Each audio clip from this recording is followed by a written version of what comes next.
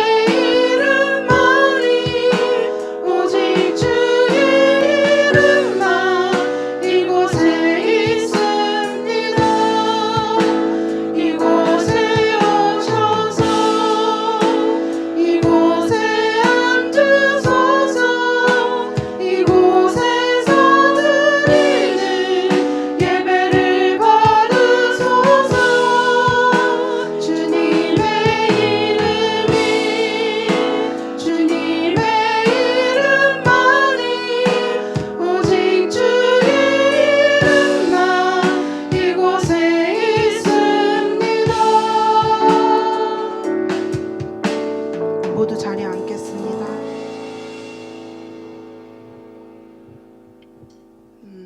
저희가 그 주님의 사랑의 크기를 나타낼 때 바다보다 넓고 뭐 하늘보다 높다 이렇게 많이 말을 하잖아요. 근데 저는 오늘 드릴 찬양을 부르고 연습하고 하면서 그 사랑은 저희 사람의 생각으로 사람의 말로 표현하기가 힘들 정도로 좀 크고 높고 아름답다는 생각을 했어요.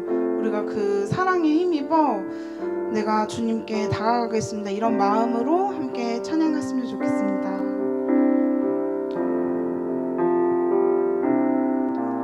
다 표현 못해도 나 표현하리라.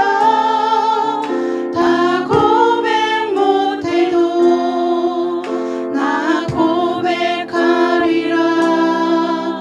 다 알 수 없어도 나 알아가리라.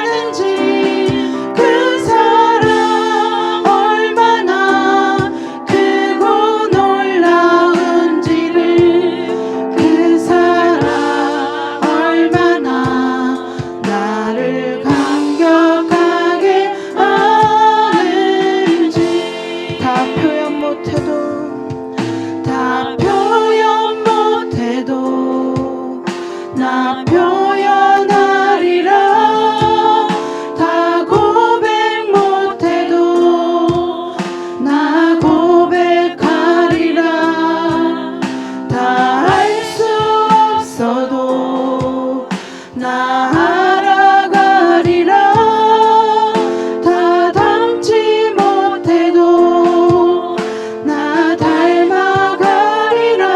다 표현 못해도 다 표현 못해도 나 표현하리라.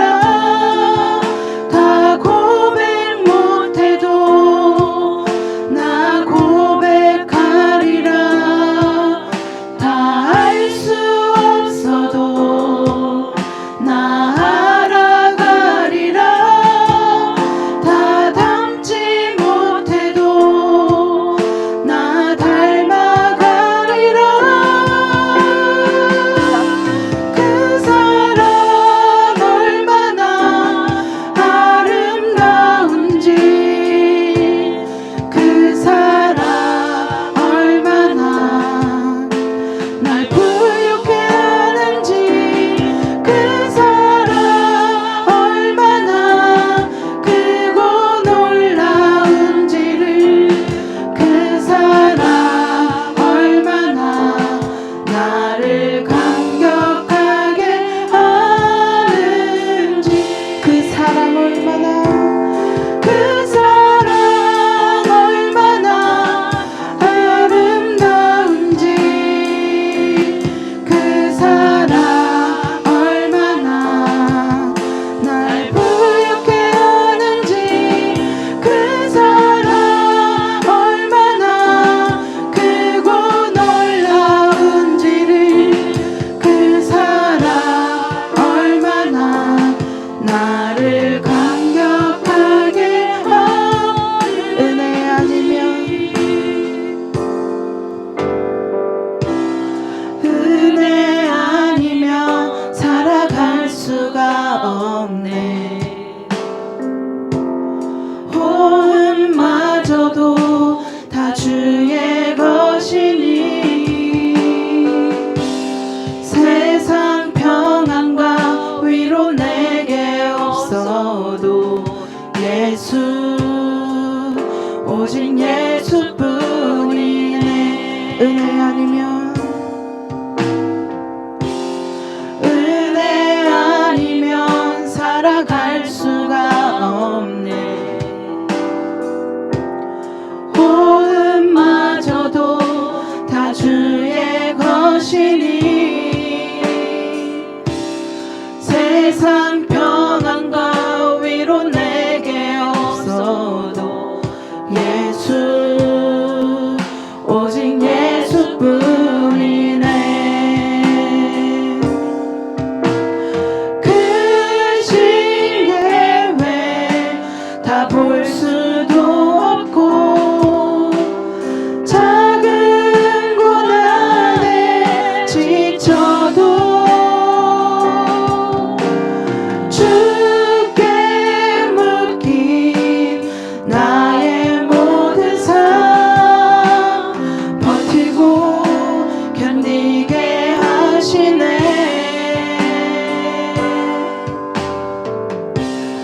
은혜 아니면 살아갈 수가 없네. 나의 모든 것 다 주께 맡기니, 참된 평안과 위로 내게 주신 주 예수, 오직 예수뿐이네. 크신 계획 크신 계획 다 볼 수도 없고, 작은 고난에 지쳐도 주께 묶인 나의 모든 삶 버티고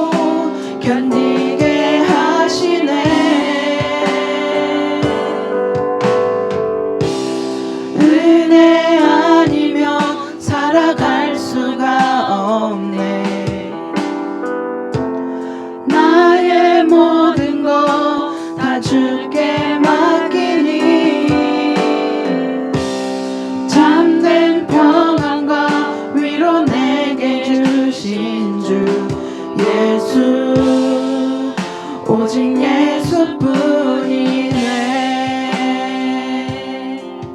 기도하겠습니다. 하나님 아버지, 작은 고난에 지치고 무너지고 주저앉는 우리에게 참된 평안과 위로와 힘과 안정을 안겨주시는 주님께 내가 주님의 은혜가 아니면 살아갈 수 없습니다. 나에게는 오직 예수님뿐입니다. 내 삶이 주님께로만 향하기를 원합니다. 이 시간 이런 고백으로 주님께 기도로 나아가겠습니다.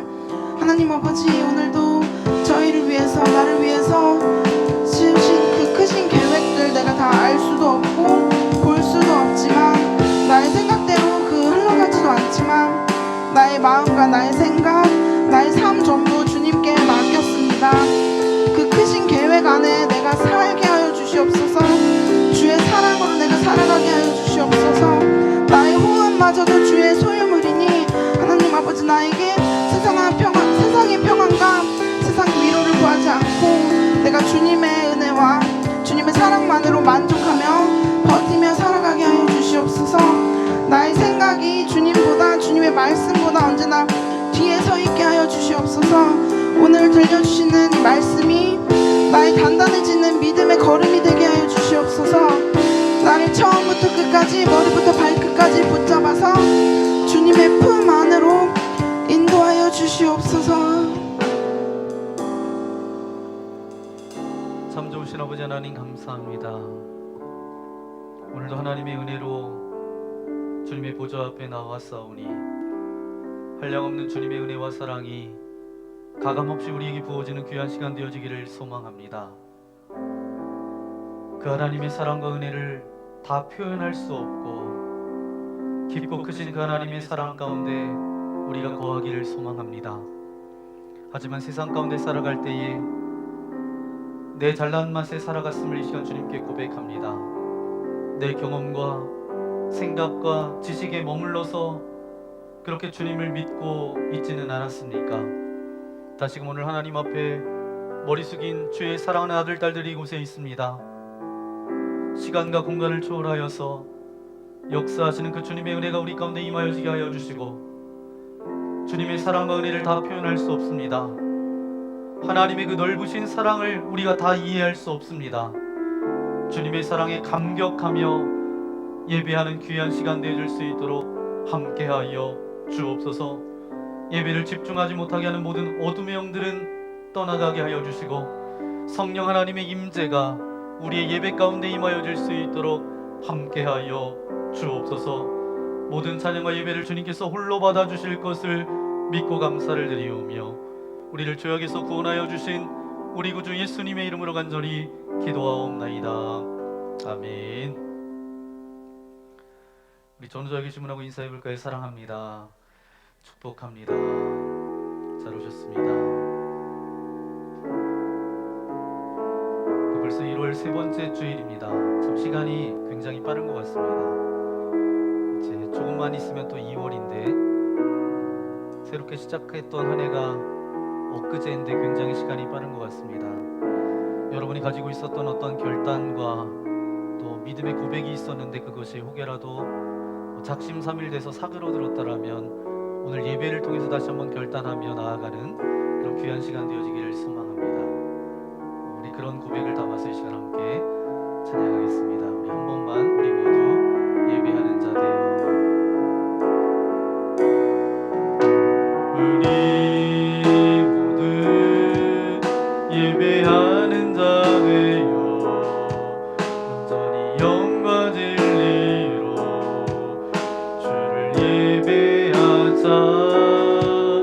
주가 우리와 함께 영원히 함께 하시고 마르지 않는 샘물로 우릴 채우시리라.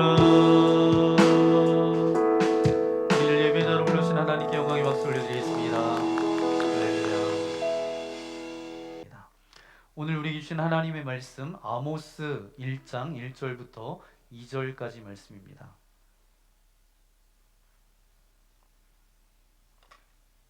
아모스서 1장 1절부터 2절까지 말씀, 두 절밖에 되지 않기 때문에 한 목소리로 함께 읽도록 하겠습니다. 시작. 유다 왕 우시아의 시대 곧 이스라엘 왕 요아스의 아들 여로보암의 시대 지진전 2년에 드고와 목자 중 아모스가 이스라엘에 대하여 이상으로 받은 말씀이라. 그가 이르되 여호와께서 시온에서부터 부르짖으며 예루살렘에서부터 소리를 내시리니 목자의 초장이 마르고 갈멜산 꼭대기가 마르리로다. 아멘. 오늘 아모스서 1장 1절부터 2절까지 말씀을 가지고 하나님은 우리를 절대 포기하지 않으십니다 라는 제목으로 하나님의 말씀을 함께 나누겠습니다. 월요일에 저희 큰 외삼촌이 돌아가셨습니다. 90세 넘게 그렇게 이제 사시다가 이제 하나님의 부르심을 받으셨는데, 제가 그래서 춘천에 있는 장례식장을 다녀왔습니다. 여러 가지 생각이 들면서 이제 전도서 말씀이 생각이 났습니다. 지혜로운 자의 마음은 초상집에 가 있고 어리석은 자의 마음은 잔치집에 가 있다라는 말씀입니다. 주님께서 이렇게 말씀하신 이유가 있습니다. 그냥 말씀하신 것이 아니라 그 말씀을 하셨던 분명한 이유가 있는데, 전도서 7장 2절 말씀입니다. 우리 함께 읽어볼까요? 시작. 초상집에 가는 것이 잔치집에 가는 것보다 나으니 모든 사람의 끝이 이와 같이 됨이라. 산자는 이것을 그의 마음에 둘지어다. 아멘. 무슨 말씀이에요? 내가 살아있다라고 생각하는 사람은 죽을 것을 생각하며 살라는 것입니다. 정리하면 성경에서 말하는 지혜로운 삶은 어떤 삶인가요? 죽음을 생각하며 살아가는 삶이 지혜로운 삶이다. 모든 사람의 마지막은 뭐죠? 죽음입니다. 그리고 한 사람에 대한 역사적 평가는 어떻게 죽느냐, 죽음의 방법이 아니라 그 사람이 어떤 사람이었느냐로 판단된다라는 거예요. 하나님의 평가는 더 그렇습니다. 한 사람의 인생이 맞춰졌을 때 하나님의 평가 기준은 어때요? 주님과 어떤 관계였는가, 주님과의 관계로 평가받는다라는 것입니다. 우리가 믿음의 길을 걸어간다라고 하면서 끝까지 하나님을 바라보고 하나님을 붙들고 걸어가야 되는 긴 마라톤과도 같은 그런 신앙생활을 하고 있습니다. 그래서 여러분, 우리의 믿음의 길에서 이상이라고 하는 것과 실제라고 하는 현실, 그 중간에 어떤 공간이 존재하게 되는데, 이 공간에 끼어들 수 있는 단어 하나가 있습니다. 그게 바로 뭐냐면 영성이라는 단어예요. 이상과 실제가 다릅니다. 우리가 꿈꾸는 것, 기대하고 소망하는 것과 현실의 삶이 달라요. 다를 때 그래도 나는 주님을 믿고 따르겠습니다. 이게 바로 뭐예요? 영성입니다. 영성이라는 것이 무엇이냐 하면 믿음이 내 생각과 감정, 내 삶 가운데 영향을 미치는 것이 바로 영성이다. 어떤 일을 겪어도, 어떤 어려운 일을 닥쳐도 내 삶의 모든 영역 가운데 하나님을 바라보고 하나님을 붙들고 가겠습니다. 이게 바로 영성이라는 거예요. 저와 여러분 모두에게 이 믿음의 영성이 있기를 예수님의 이름으로 간절히 축원합니다. 지난주까지 이제 에스라 느헤미야 말씀을 다 마치고 이제 아모스서 말씀을 여러분과 함께 나눕니다. 이 아모스 선지자가 활동했던 시기는 북이스라엘과 남유다가 정치, 경제, 군사적으로 번영했던 시기였어요. 그러나 외적으로는 그렇게 번영하고 풍성하고 좋은 그런 시기였지만 이스라엘 백성들이 사회적으로, 도덕적으로, 영적으로는 심각하게 타락했습니다. 이때 하나님의 매서운 심판의 메시지가 선포됩니다. 이제 오늘부터 이제 아모스서 말씀을 이제 함께 나누는데, 매주일 심판의 메시지로 쉽지 않은 말씀을 들어야 되는 시간들이 우리 앞에 있습니다. 저도 힘들어요. 이 쉽지 않은 설교를 여러분들에게 말씀을 전해야 되는 어려움이 있습니다. 또 하나, 말씀을 듣는 여러분도 이 힘든 내용의 설교를 들어야 되는 고통이 여러분들 가운데 맛보아질 수 있습니다. 하지만 여러분, 정말 우리가 이것을 함께 들어야 되고 나누어야 될 말씀이라고 한다면 우리가 기꺼이 기대하면서 이 말씀을 들어야 되는 줄 저는 믿습니다. 아멘. 여러분이 갑자기 어떤 말씀이길래 이제 이거 정말 힘들구나, 힘들구나. 네. 우리가 아모스서 말씀을 묵상할 때 우리가 어떻게 그 말씀을 들을 것인가? 먼저 우리는 아모스가 그렇게 질타했던, 그렇게 외쳤던 그 대상, 그 말씀을 받아야 될 대상이 누구였는가? 북쪽 이스라엘 백성들 입장에서 이 말씀을 우리가 들어야 된다는 거예요. 그때 북이스라엘에 비해서 절대 이 땅을 살아가는 저와 여러분이 살아가는 시대가 좋다라고 말할 수가 없습니다. 그런 시대 가운데 우리가 살아가고 있어요. 오늘 본문의 배경이, 이 아모스서의 시대적인 배경이 주전 8세기입니다. 그 상황을 제가 쭉 자료를 찾아보니까 오늘 이 시대에 참 너무나 가슴 아픈 그런 사회적인 현상, 또한 교회의 연약한 부분, 이런 것들이 너무 많이 일치하고 겹치는 것을 그렇게 보게 되었어요.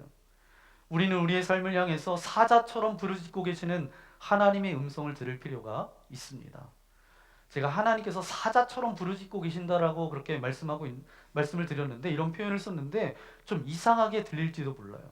그런데 오늘 성경에 나오는 말씀입니다. 2절 말씀 함께 읽겠습니다. 시작. 그가 이르되 여호와께서 시온에서부터 부르짖으시며 예루살렘에서부터 소리를 내시리니 목자의 초장이 마르고 갈멜산 꼭대기가 마르리로다. 아멘. 여기서 부르짖으시며 라는 이 단어 원어를 찾아가 보니까 사자가 부르짖듯이, 그런 뜻을 가지고 있어요.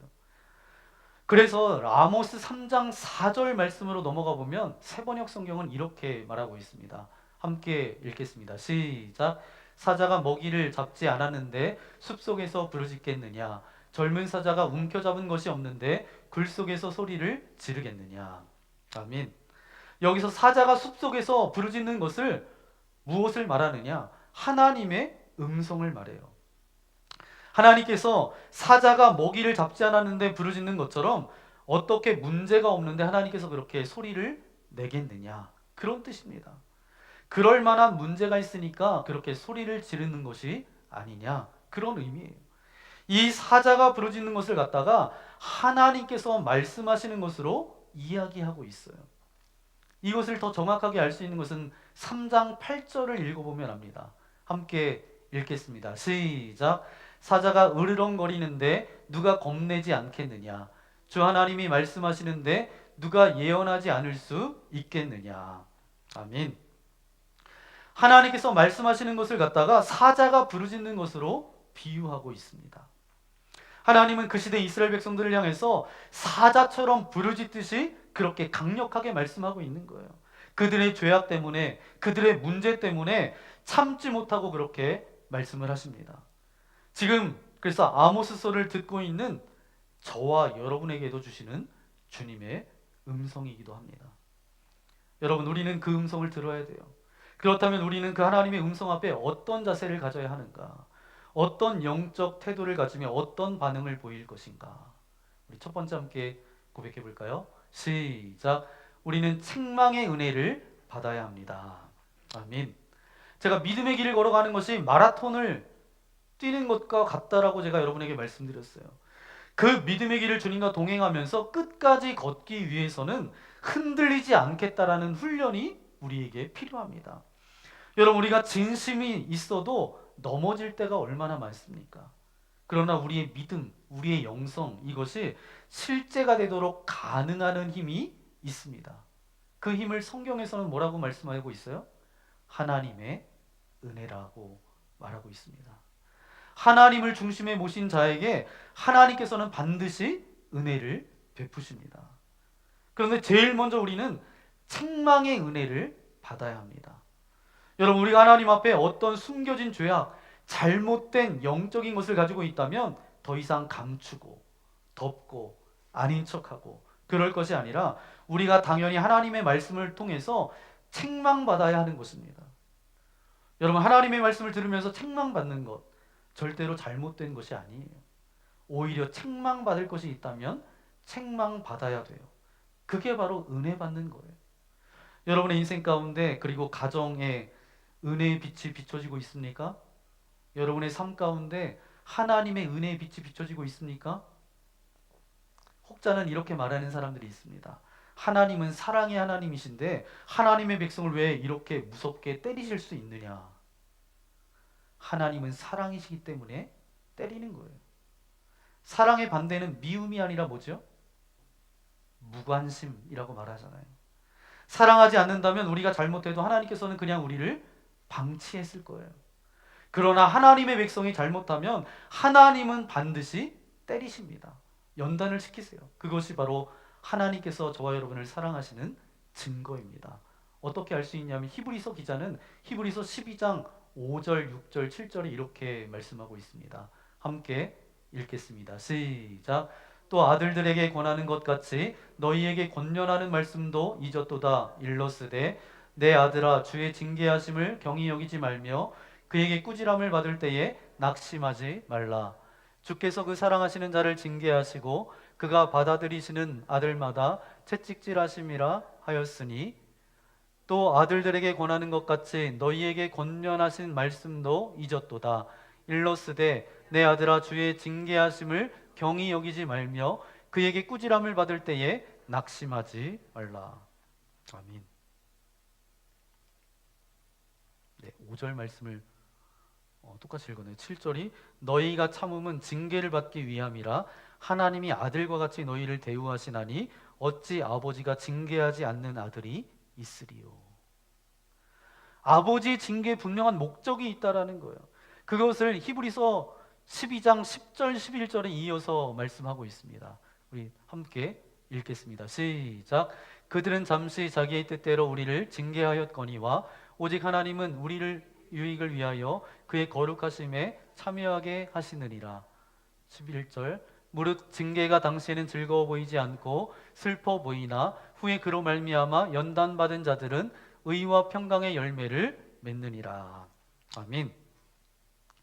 아버지 하나님께서 징계를 주시는 목적이 바로 뭐예요?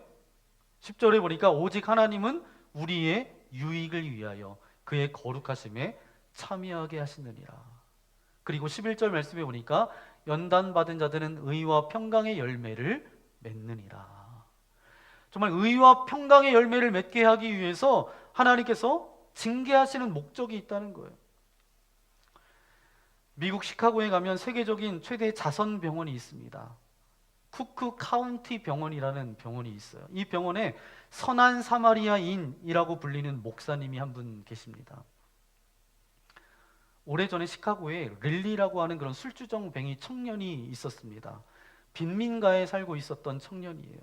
이 청년이 매번 이제 술을 먹고 그렇게 패악하게 그렇게 패악을 부리는지 동네 사람들이 다 이 릴리를 멀리하는 거예요.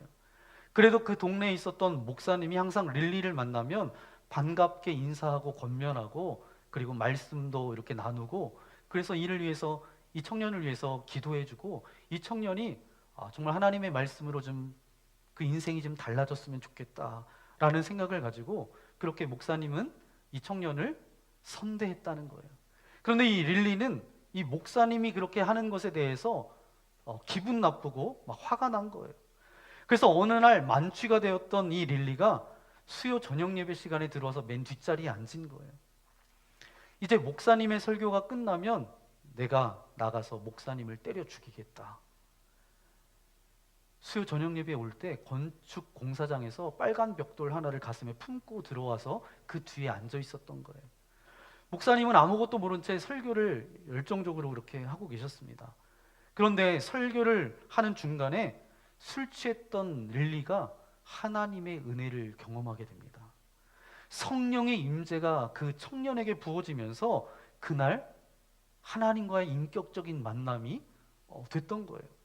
그래서 목사님의 설교가 끝나고 이제 릴리는 이제 헌금 봉헌 찬양을 이렇게 부르고 있는데 뚜벅뚜벅 걸어가지고 앞으로 나오는 거예요.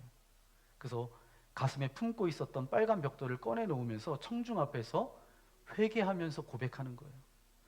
실은 내가 이 동네에서 소문난 망나니 릴리인데 오늘 이 벽돌을 가슴에 품고 이제 여기 와서 목사님을 때려서 죽이려고 했다고. 근데 오늘 이 예배 가운데 하나님께서 나를 만나 주셨다고.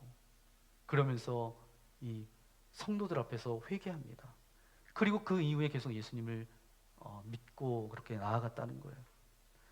수년 후에 세계 최대 병원인 자선병원이었던 시카고 쿡 카운티 병원에는 가난 가운데 또 질병에 시달리며 죽어가는 수천 명의 사람들을 헌신적으로 돌봤던 흑인 목사님 한 분이 계셨습니다. 선한 사마리아인이라고 별명을 가졌던 이 목사님이 바로 예전에 목사님을 벽돌로 그렇게 죽이려고 했던 릴리였다는 거예요. 수십 년이 흘러서 이제 그가 세상을 떠날 때 시카고 사람들이 이제 모여서 그에게 선한 사마리아인 릴리라는 별명을 붙여주면서 칭송합니다. 이 릴리 목사님이 세상을 떠나는 그날 수많은 시카고 사람들이 모여서 이제 장례식 가운데 참여했는데, 이 릴리 목사님이 가지고 있었던 유품이 하나 나왔는데 그 유품을 보면서 거기 있었던 사람들이 다 울었다는 거예요. 그 많은 몇 가지 유품 가운데 그 빨간 벽돌 하나가 있었다는 거예요. 수십 년 전에 그가 수요 저녁 예배 뒷자리에 앉아서 설교 끝나면 목사님을 이걸로 쳐서 죽여야지 가지고 있었던 그거를 이 릴리 목사님이 그걸 보면서 하나님의 은혜와 사랑을 깨닫고 기도하면서 얼마나 많이 울었겠어요. 그 벽돌에 보니까 그 목사님 릴리의 그 손때 묻은 자국과 눈물 자국으로 얼룩져 있었다라고 합니다. 사랑하는 성도 여러분, 저는 우리 교회 모든 성도들이 또 저를 포함해서 하나님의 말씀을 받을 때에 하나님의 그 말씀을 말씀으로 책망받는 성도들이 될 수 있기를 예수님의 이름으로 간절히 축원합니다. 여러분, 아침마다 말씀을 묵상할 때마다 큐티할 때마다 책망받는 것이 있다면 우리는 책망을 받아야 돼요. 그게 바로 은혜 받는 것입니다. 책망을 받는 은혜. 혼날 것은 혼나고 야단맞을 것은 야단맞고 그러면서 회개하고 자복하며 나아가는 그런 삶. 이게 정말 중요한 삶이라는 거예요. 여러분, 아모스서를 통해서 우리가 바로 사자처럼 부르짖는 하나님의 음성 앞에 책망받을 것은 책망받아야 된다라는 것입니다. 이런 책망받는 은혜가 저와 여러분들 가운데 있기를 예수님의 이름으로 간절히 축원합니다. 그러면 두 번째, 하나님은 우리를 절대로 포기하지 않으시는데 두 번째 함께 고백하겠습니다. 시작. 책망을 통해 하나님의 사랑을 체험해야 합니다. 아멘. 그러면 우리가 하나님은 책망하고 야단만 치고 징계만 하시는 분이시나? 아니에요. 그렇게 사자처럼 부르짖으시지만 때로는 단호하게 야단치시지만 그 속에서 어떤 사랑보다 뜨거운 사랑을 가지고 계시다라는 사실을 우리는 잊어서는 안 됩니다. 여러분, 이렇게 사자처럼 부르짖는 하나님의 음성 속에서 바로 하나님의 사랑이 들어있다라는 거예요. 어떻게 그것을 알 수 있느냐? 1절 말씀을 읽어보면 알 수 있습니다. 1절 말씀 함께 읽겠습니다. 시작. 유다왕 우시아의 시대 곧 이스라엘 왕 요아스의 아들 여로보암의 시대 지진전 2년에 드고와 목자 중 아모스가 이스라엘에 대하여 이상으로 받은 말씀이라. 아멘. 이 말씀을 보니까 그 시대가 언제냐 하면 남유다로 본다면 우시아 왕이 통치하던 시대예요. 북이스라엘로 보자면 요아스의 아들 여로보암, 일반적으로 여로보암 2세가 통치할 때입니다. 그러니까 주전 790년에서 750년, 대략 40년 기간이에요. 그런데 거기에 또 하나 나오는 것이 뭐냐 하면 오늘 1절 말씀에 보니까 지진 전 2년에 이렇게 기록하고 있습니다. 그러니까 지진이 나기 2년 전이라는 거예요. 역사에 기록될 만큼 큰 지진이 있었다라는 그런 학자들의 견해에 따르면 그 지진은 주전 760년에 지진이 일어났다는 거예요. 그러니까 760년에 있었다는 거예요. 그러니까 그 두 해 전이니까 언제예요? 762년입니다. 바로 그때 예언의 대상이 누구였냐 하면 북이스라엘이었어요. 여로보암 2세 때 북이스라엘은 어땠냐 하면 역사적으로 가장 잘 나갈 때입니다. 경제적으로도 가장 좋았어요. 주변 정세에 어떤 힘의 공백기 가운데 어떤 외세 침략도 없었습니다. 평안한 가운데 경제 발달이 최고조에 이르렀던 때예요. 그런데 사람들은 어땠냐 하면 흥청망청했어요. 겉으로 볼 때는 아무 문제가 없었던 시대였습니다. 그런데 그때가 지진이 나기 2년 전이었다는 거예요. 그러다 보니까 사람들이 자기 멋대로 하는 거예요. 그러니까 껍데기만 신앙인이에요. 껍질만 하나님의 자녀예요. 신앙의 중심이 아무것도 없어요. 하나님을 두려워하는 것도 없습니다. 그래서 그냥 자기 멋대로 막 하는 거예요. 그래서 그 시대를 한마디로 말하면 이렇게 표현할 수가 있습니다. 두 단어로 이야기할 수 있는데 거짓과 무지. 거짓과 무지의 시대였어요. 하나님이 살아계심에도 불구하고 수없이 많은 거짓이 판을 쳤습니다. 스스로 자기의 논리를 펴면서 자기 멋대로 행동하고, 거짓과 무지, 몰라서 그래요. 뭐가 바른 것이고 뭐가 틀린 것인지 몰라서, 그러니까 자기 멋대로 하는 거죠. 자기 생각이 진리라고 생각하면서 이 거짓과 무지가 판치던 그런 시대가 바로 여로보암 2세 북이스라엘이었다는 거예요. 그때 하나님은 참을 수가 없었어요.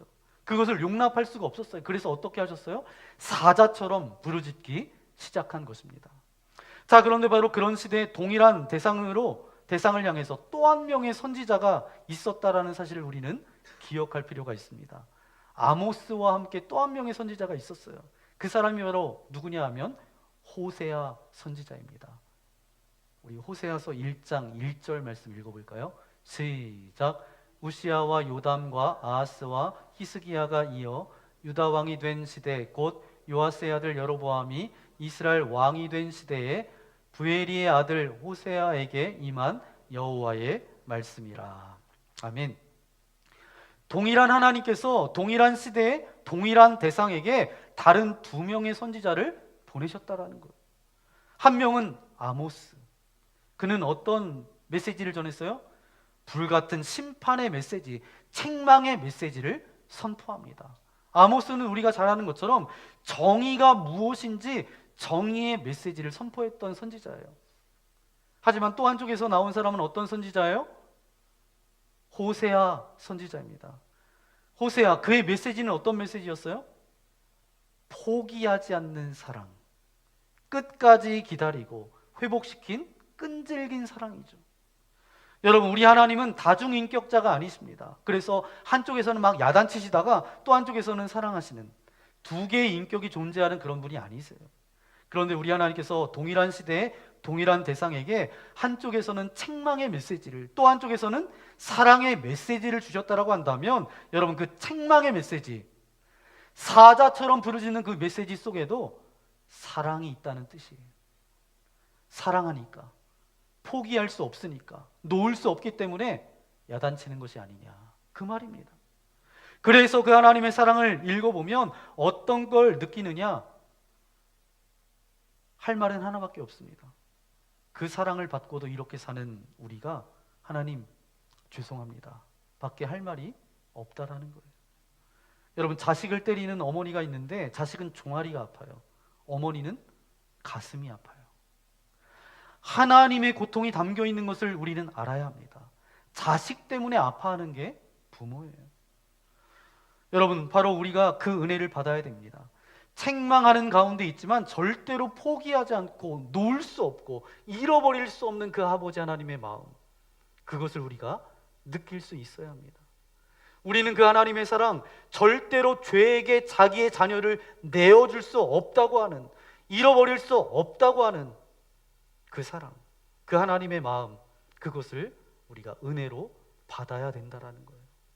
아모스서를 통해서 저는 그 은혜가 우리 가운데 가득 넘쳐나기를 소망합니다. 하나님은 절대로 저와 여러분을 포기하지 않으세요. 포기를 못하세요. 하나님은 절대로 저와 여러분을 그냥 내버려 두지 않으십니다. 그것이 아모스서를 통해서 주시는 메시지예요. 그럼 마지막 세 번째 우리 함께 고백해 볼까요? 시작. 하나님은 죄는 미워하지만 사람까지 미워하지 않으십니다. 아멘. 이 북이스라엘 사람들을 향해서 아모스가 심판의 메시지를 선포합니다. 그런데 아모스는 그런 불같은 예언을 하다가도 하나님 그렇게 심판하시면 안 된다라고 부르짖어요. 아모스는 그렇게 책망하는 예언을 던지고 있지만 그곳에 있는 사람들, 그 영혼을 미워하지 않았다라는 사실이에요. 북이스라엘 사람들을 향해서 아모스가 심판의 메시지를 이제 선포합니다. 그들이 너무너무 완악했기 때문에 그것을 거부했다고요. 엉터리처럼 조롱하고. 그러니까 하나님께서 참을 수 없으니까 사자처럼 부르짖겠다라고 그렇게 하시잖아요. 그렇게 책망하고 그렇게 징계하고 그렇게 예언을 던지고 있지만, 그러나 우리들은 아모스를 통해서 우리가 볼 것이 무엇이냐? 그는 절대로 그렇다라고 해서 북이스라엘 그곳에 있는 사람들 그 영혼을 미워하지 않았다라는 사실입니다. 이게 굉장히 중요해요. 여러분, 우리가 정말 조심해야 될 것은 무엇인가 하면, 죄를 미워하는 것 때문에 사람까지 미워하는 데까지 가면 안 된다라는 거예요. 어떤 경우에는 그럴 때도 굉장히 많죠. 자녀를 키울 때 자녀가 지긋지긋하게 말 안 들을 때 있어요, 없어요? 네, 여러분의 자녀는 다 착하고 성실하고 그래서 그러지 않으셨겠죠. 자녀를 키울 때 보면 지긋지긋하게 말 안 들을 때가 있어요. 안 듣다 보면 그 존재 자체가 싫을 때가 있어요, 없어요? 네. 아유, 내가 왜 죄를 나가지고 이 고생을 하나 이런 얘기 안 해보셨어요? 네. 그런 생각이 들 때가 있습니다. 그런데 그게 좋은 생각은 아니라 잘못된 거예요. 그의 죄 때문에 가슴이 아프고 속상하고 분노할 수 있지만, 그럼에도 불구하고 그 영혼에 대해서, 그 아이에 대해서는 가슴 속에 불쌍히 여기는 마음, 사랑하는 마음이 가득해야 돼요. 그러니까 아모스를 보면 예언을 하다 말고 하나님 앞에 부르짖으며 기도했다는 거예요. 여러분, 거기에 흘러 넘치고 있는 아모스의 마음을 우리가 봐야 돼요. 책망은 하지만, 심판은 하지만 사랑하는 마음을 막을 수 없는 그 마음, 이게 정말 중요한 사역자의 마음이에요. 이게 바로 소명자의 마음이에요. 그 마음을 은혜로 받을 수 있기를 주님의 이름으로 간절히 축원합니다. 우리는 그 마음을 받아야 돼요. 이제 오늘부터 해서 아모스서를 약 3달 동안 여러분과 함께 나눕니다. 아모스는 그 시대를 향해서 외쳤던 하나님의 사람이었어요.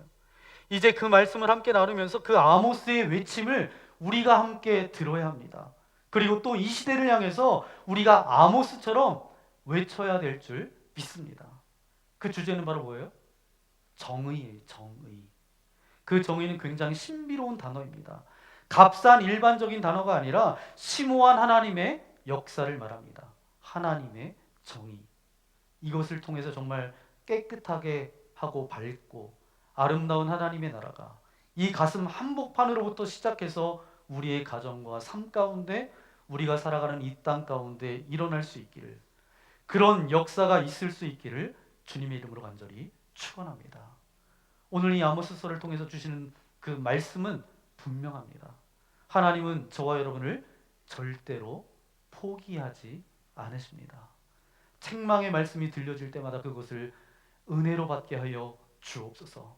이 책망을 통해서 하나님의 사랑을 깊게 알게 하여 주옵소서.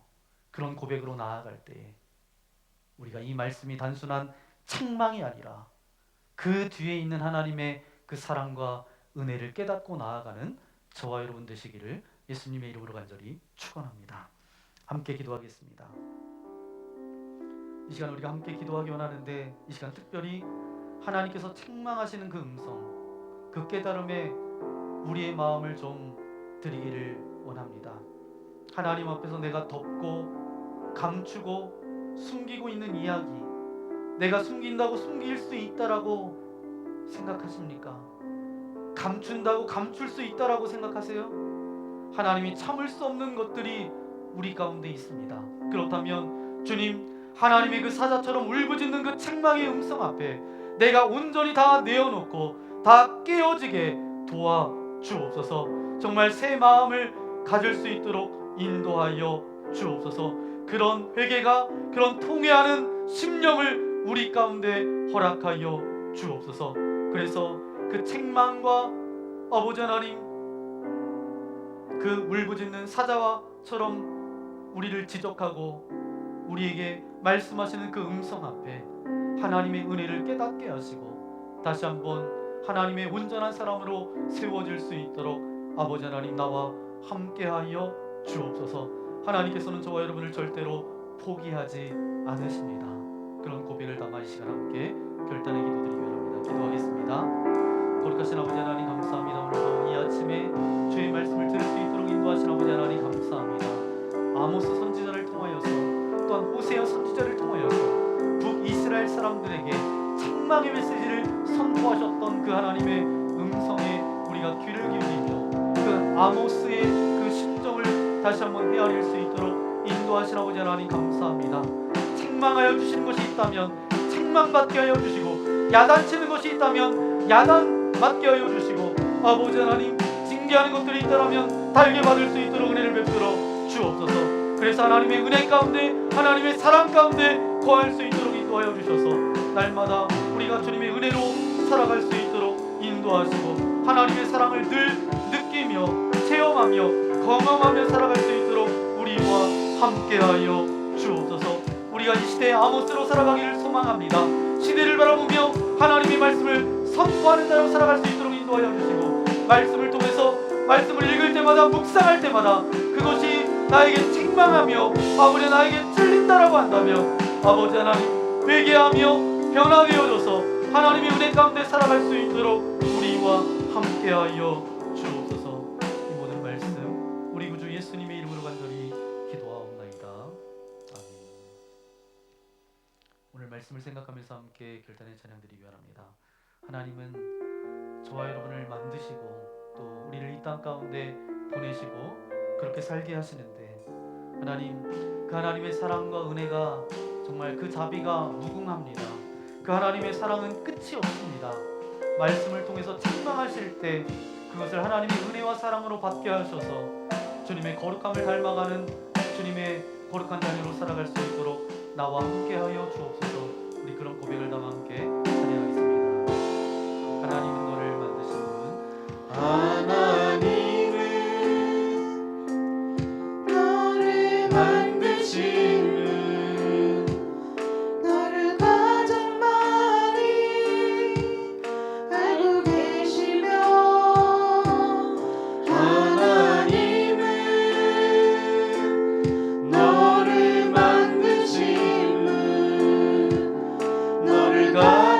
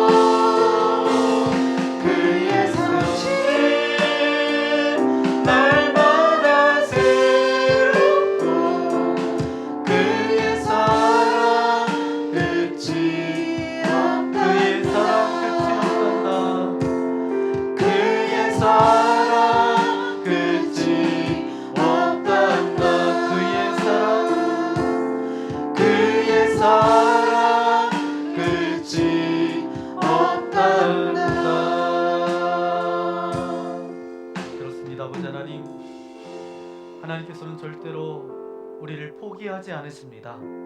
절대로 우리를 포기하지 않으십니다. 그의 사랑은 크고 넓고 끝이 없습니다. 하나님께서는 오늘도 우리를 사랑하여 주셔서 말씀을 묵상할 때마다, 말씀을 읽을 때마다, 때로는 부르짖는 사자처럼 우리에게 말씀하여 주실 때가 있습니다. 우리를 책망하며 야단치실 때가 있습니다. 책망하실 때 책망받게 하시고, 야단치실 때 야단을 달게 받을 수 있도록 우리와 함께하여 주옵소서. 그것이 바로 은혜 받는 길입니다. 말씀을 통해서 찔리고, 말씀을 통해서 우리의 숨겨진 덮고 있었던 죄악들이 하나님께서 들추실 때마다 그것을 내어놓고, 십자가 앞에 내어놓고 가슴을 찢으며 회개하며 주님 앞에 기도할 수 있도록 우리와 함께하여 주옵소서. 우리를 너무도 잘 알고 계신 주님께서 우리의 모든 삶을 살피고 계십니다. 우리의 모든 죄악도, 반복되는 범죄도, 그 모든 연약함들도 주님께서 다 알고 계십니다. 그렇지만 포기하지 않으시며 우리에게 말씀하십니다. 오늘도 우리에게 말씀하여 주시니 감사합니다. 이제는 하나님의 책망과 야단과 찔림이 있을 때마다 겸손히 십자가 앞에 서게 하여 주시고, 더 이상 똑같은 삶을 살아가는 것이 아니라 회개함을 통해서 하나님의 말씀 가운데 살아갈 수 있도록 우리와 함께하여 주옵소서. 그 책망 가운데 놓여진 하나님의 사랑과 은혜를 깨닫게 하여 주시고, 그 하나님의 사랑을 체험하며 살아갈 수 있도록 은혜를 더하여 주옵소서. 그런 고백을 담아 귀한 물질을 주님께 올려드립니다. 기뻐 받아주시며 이 물질이 사용되어지는 곳곳마다 하나님의 살아계심이 증거되어질 수 있도록 인도하여 주시고, 우리의 가정과 일터와 사업장을 주님께서 붙들어 주셔서 물질 때문에 어려움 당하지 않도록 우리의 삶을 주장하여 주옵소서. 오늘 이 자리에 나올 때 여러 가지 근심과 염려와 두려움과 걱정과 관계의 문제와 어떤 섭섭한 마음을 가지고 나왔습니까? 육체의 어떤 질병과 연약함을 가지고 주님 앞에 섰습니까? 주님의 능력의 오른손으로 안수하여 주실 때에 모든 질병은 떠나갈지어다, 모든 아픔은 사라질지어다. 끊지 못하는 것들이 있다라면 말씀으로 끊어주시고, 성령으로 끊어주시고, 그 능력으로 자유함을 누릴 수 있도록 은혜를 더하여 주옵소서. 그래서 하늘의 평강이, 하늘의 기쁨이 우리 가운데 넘쳐날 수 있도록 동행하여 주옵소서. 이제 한 주간 살아갈 텐데 어느 곳에 있든지 무엇을 하든지 하나님께서 책망하신다면 돌이킬 수 있는 믿음과 은혜를 우리에게 허락하여 주옵소서. 순간순간 회개하며 순간순간 하나님의 거룩함을 닮아갈 수 있는 주님의 거룩한 자리를 누릴 수 있도록 도와주시고, 이 시대에 아모스 선지자처럼 복음을 선포하며 나아가는 거룩한 삶이 되어질 수 있도록 동행하여 주옵소서. 이제는 성부, 성자, 성령 하나님의 신실하심과 진실하심과 함께하심이 오늘 말씀을 통해서 하나님께서는 절대로 우리를 포기하지 않으십니다. 그래서 말씀을 통해서 때로는 책망하시고 야단치시고 지적하실 때에 그것에 우리의 마음이 어려워지는 것이 아니라 그것이 하나님의 사랑과 은혜로 경험되어지기를 소망합니다. 결단하며 나아가는 주의 거룩한 자녀들 머리머리 위에, 저들의 가정과 저들이 펼칠 모든 삶 위에 이제로부터 영원토록 함께하옵시기를 간절히 축원하옵나이다. 아멘.